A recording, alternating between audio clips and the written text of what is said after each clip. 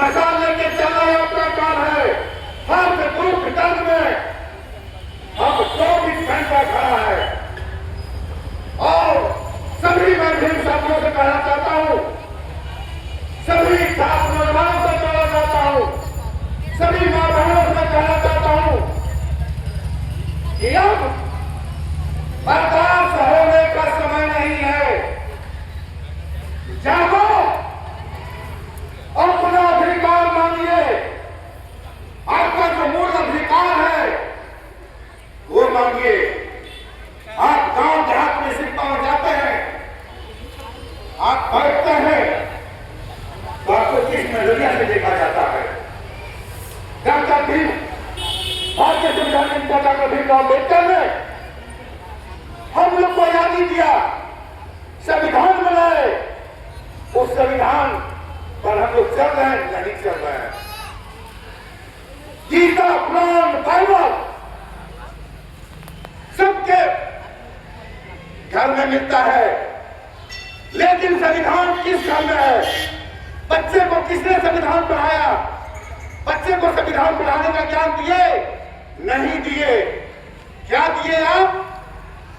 सिर्फ जाओ और स्कूल जाओ, और स्कूल में क्या पढ़ाई होता है?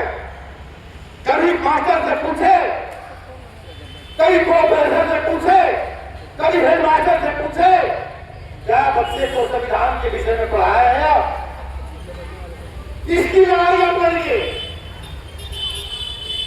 इसकी जागरूकता कीजिए। आप हर एक स्कूल, हर एक कॉलेज में आप लाखों रुपया बर्बाद कर देते हैं, करोड़ों रुपया बर्बाद कर देते हैं। क्या करने में? कुछ करवा, मंदिर मस्जिद बना दीजिए हम लोग। क्या जितने एमपी विधायक मंत्री बना हुआ है, किसी गरीब के बेटी के साथ अगर होता तो आवाज उठता नहीं उठता है। मंत्री घर में रहता है, एमएलसी घर में रहता है, विधायक घर में रहता है, फिर भी ये लोग बोलता है कि मंत्री नहीं है।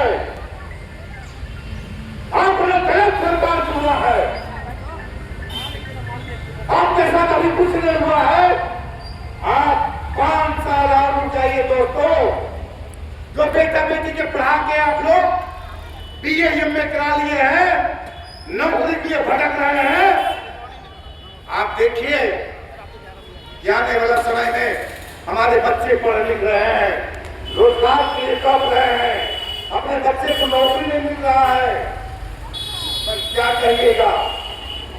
तो दोस्तों, मैं तमाम लोगों से कहना चाहता हूं कि आने वाला कल आपका होगा, आने वाला समय आपका होगा।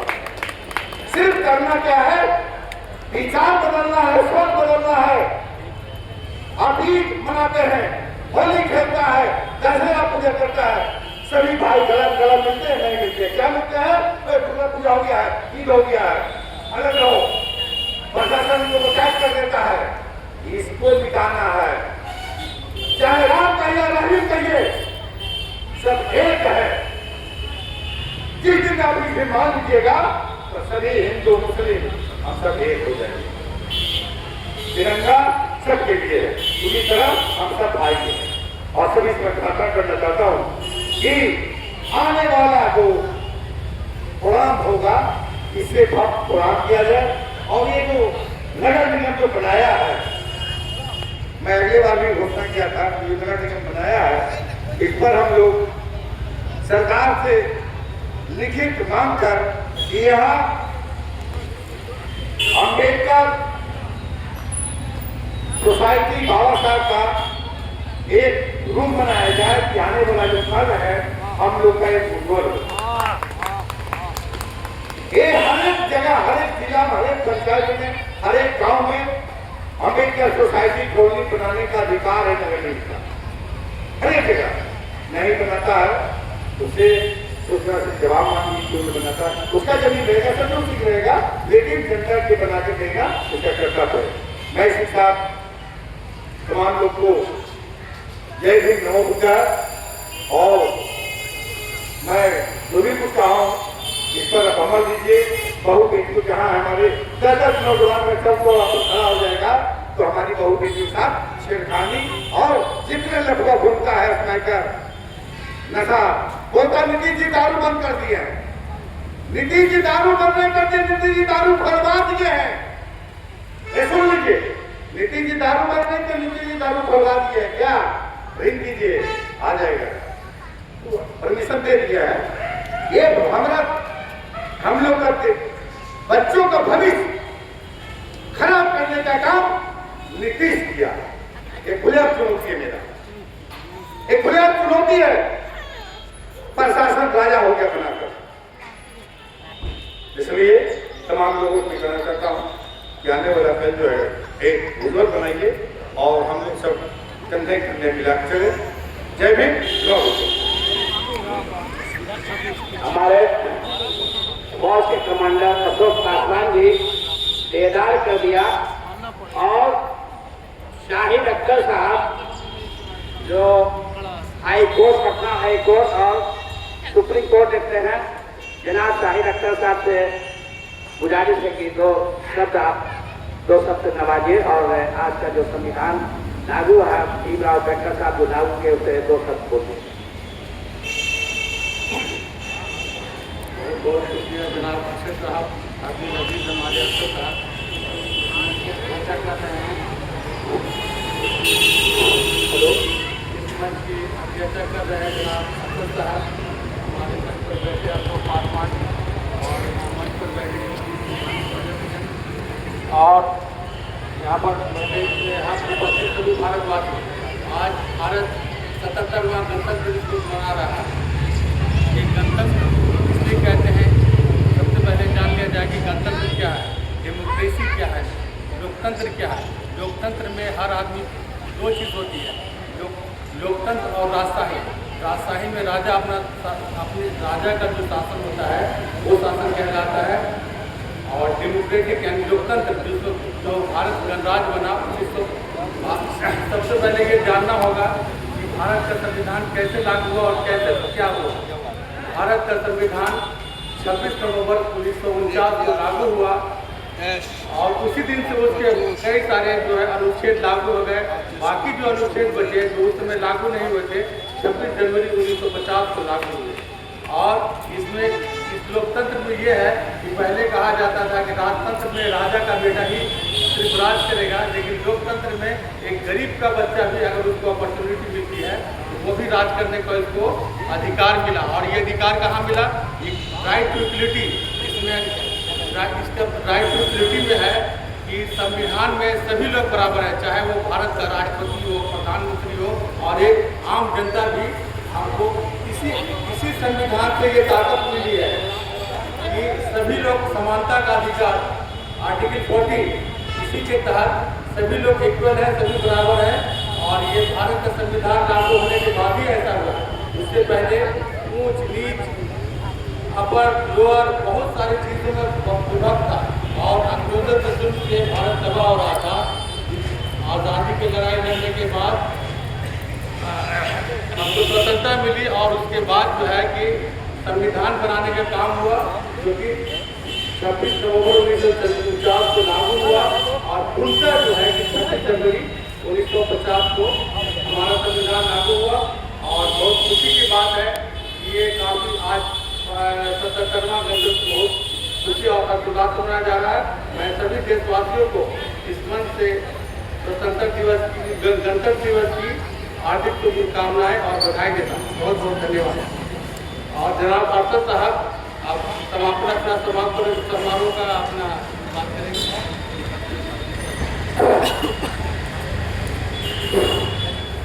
नूर सत्य सत्ता इलाही को बुझा सकता है कौन, जिसका हामिल हो खुदा, इस तिरंगे को मिटा सकता है कौन।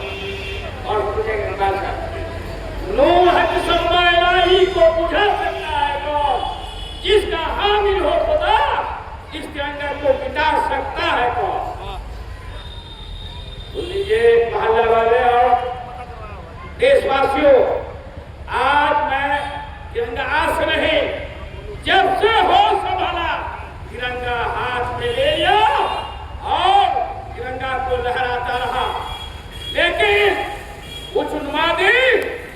कुछ फिरका प्रस्ताकर कुछ अपराधी छवि के लोग मेरे छवि को धूमिल करने के लिए मैं चैलेंज के साथ बोलता हूं कि कोई दुकानदार चंदा नहीं देता है, लेकिन अभी आला अधिकारी के जाकर टेलीफोन से कहकर मेरे खिलाफ रचना रची गई, जिससे मैं बाधित हो गया। हिंदुस्तान के तारीख में दिल्ली के लाल किला पर अब बिहार के पटना के गांधी मैदान के बाद कोई प्रोग्राम होता है तब अब्दुल पर तो होता है। ये जान लीजिए, अपने पॉकेट से खर्च करता हूं, लेकिन आरोप चूंकि अपराधी के खिलाफ और जुर्म के खिलाफ मैं बोलता हूं। ना डरा हूं ना डरेंगे। अगर तिरंगा के लिए गोली भी खाना होगा तो गोली खाएंगे। पुलिस महकमे में मैं गया, जो कुछ हुआ मैंने बताया कि ये निराधार है।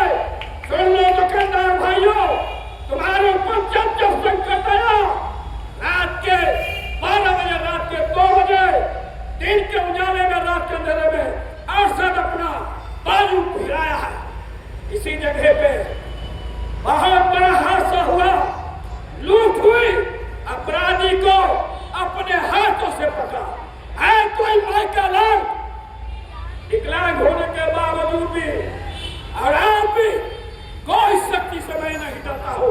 अरशद डरता है अल्लाह से। मैंने क्या हो गया, ये बाबा साहब अम्बेडकर का जगह है और ये अब्दुल भाई साहब का स्थान है। दोनों फ्रीडम फाइटर हैं, दोनों का यहाँ फोटो रहेगा और इसके लिए लिखित में बिहार सरकार को दे रहा हूँ। और हमारे भाई जो फौजी भाई हैं, फौज के कमांडर हैं, अशोक भाई और सभी भाई का सहयोग रहेगा। मैं ये वादा करता हूँ कि जब तक सांस है तो तिरंगा खड़ा रहेगा। अगर मैं बूढ़ा हो गया, शरीर से लाकर हो गया, उस पर भी स्टेशन पे आके यहाँ लेकर तिरंगा को देख रहूंगा। लोग कहता है कि सब तिरंगा लहराता है, बेशरम नहीं आता। ये असर का तिरंगा है। अरे ये राष्ट्र का तिरंगा है, ये देश का तिरंगा है। कितनी जान की आहुति गई है, चाहे वो वीर अब्दुल हमीद हो, चाहे वो अशफाकुल्लाह खां हो, चाहे भगत सिंह हो, चाहे जो है पतक मियां हो। देश की आहुति और देश का बलिदान आज सड़क पर बड़ी बड़ी हवेलियां देख रहे हो, IAS बन रहे हो, ये तिरंगा की वजह कर बन रहे हो।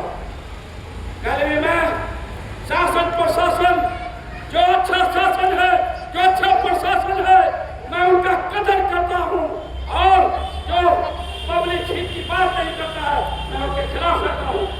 तो ये सोचिकों से कि बिहार में अगर शराबबंदी किसी ने किया है तो सबसे पहला शख्स जिसका नाम अरशद अली है,